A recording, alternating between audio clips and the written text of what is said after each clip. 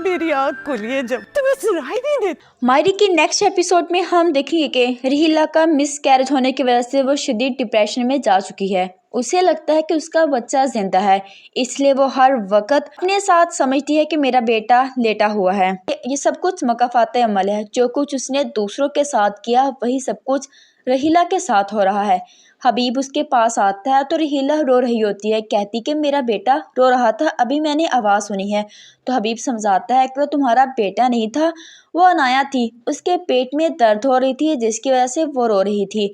तो रहीला कहती है नहीं हबीब, तुम्हें गलत फहमी हो रही है, मैंने खुद अपनी कानों से आवाज़ सुनी है कि मेरा बेटा रो रहा था। रहीला को हर वक्त ऐसा ही लगता है कि मेरा बेटा जिंदा है।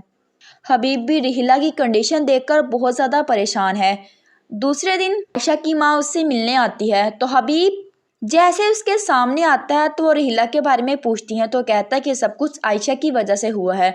तो वो कहते हैं कि आयशा की वजह से नहीं हुआ, जो कुछ तुमने मेरी बेटी के साथ किया है, आज तक मेरी बेटी तुम्हारे लिए तड़पती रही है, तुमने उसे इतने दुख दिए हैं लेकिन उसने अपनी ज़बान से एक उफ तक नहीं की। ये सब कुछ आयशा की आ लगी है तुम लोगों को, ये मकाफाते अमल है। हबीब मेरी बात मान लो, ये सब कुछ आयशा की आ लगी है।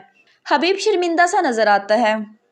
उधर आमना फ़ाखर को समझाती कि फ़ाखर अपनी माँ और एनी का सोचो, वो तुम पर डिपेंड करती हैं, वो तुम्हारे बगैर नहीं रह सकती।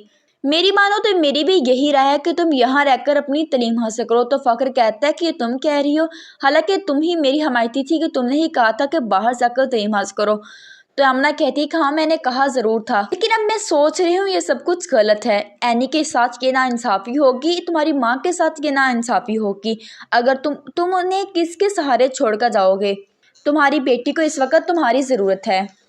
इस ड्रामे के एंड होने वाला फ़ाखर भी समझ आएगा कि उसका मुल्क छोड़कर जाना बेहतर नहीं है। तो ये थी वीडियो अच्छी लगी हो तो वीडियो को लाइक और चैनल को सब्सक्राइब लास्ट में कर दीजिएगा। अल्लाह हाफ़िज़।